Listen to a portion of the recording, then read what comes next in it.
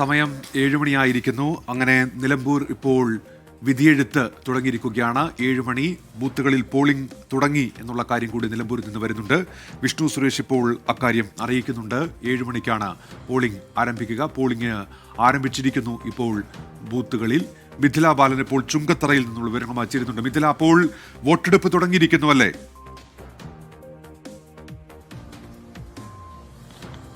തീർച്ചയായും ഉന്മേഷ്, പോളിംഗ് തുടങ്ങിയിരിക്കുന്നു. നമ്മളിപ്പോൾ ദൃശ്യങ്ങളിൽ കാണുന്നത് ഗവൺമെന്റ് മോഡൽ യു പി സ്കൂളിലെ ദൃശ്യങ്ങളാണ്. ഇപ്പോൾ 180-ാം ബൂത്തിൽ നിന്നുള്ള ദൃശ്യമാണ്. ഈ ബൂത്തിലെ ആദ്യ വോട്ടർ വോട്ട് രേഖപ്പെടുത്തുന്നതിന്റെ തത്സമയ ദൃശ്യങ്ങളാണ് നമ്മളിപ്പോൾ കണ്ടുകൊണ്ടിരിക്കുന്നത്.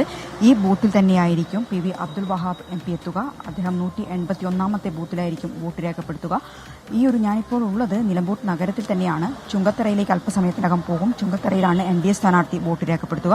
അദ്ദേഹം 10 മണിയോടെയായിരിക്കും വോട്ട് രേഖപ്പെടുത്താൻ എത്തുക. നിലവിൽ ഇവിടെ നിന്നും കാണാൻ കഴിയുന്ന കാഴ്ച നമ്മളിപ്പോൾ ദൃശ്യങ്ങൾ കാണുന്നത് ഈ ഒരു ബൂത്തിലെ ആദ്യ വോട്ടർ, 180-ാമത്തെ ബൂത്തിലെ ആദ്യ വോട്ടർ വോട്ട് രേഖപ്പെടുത്തുന്നതിന്റെ തത്സമയ ദൃശ്യങ്ങളാണ് നമ്മളിപ്പോൾ കാണുന്നത്.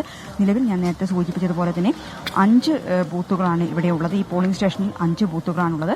ഈ 5 ബൂത്തുകളിൽ 3 1000-ന് മുകളിൽ വോട്ടർമാരുണ്ട്.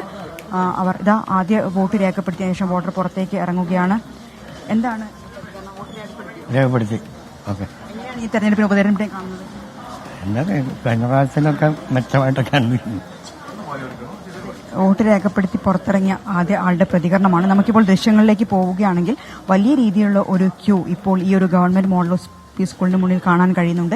നേരത്തെ മഴയുണ്ടായിരുന്നു, പക്ഷേ മഴയ്ക്ക് അല്പം ശമനമുണ്ട്.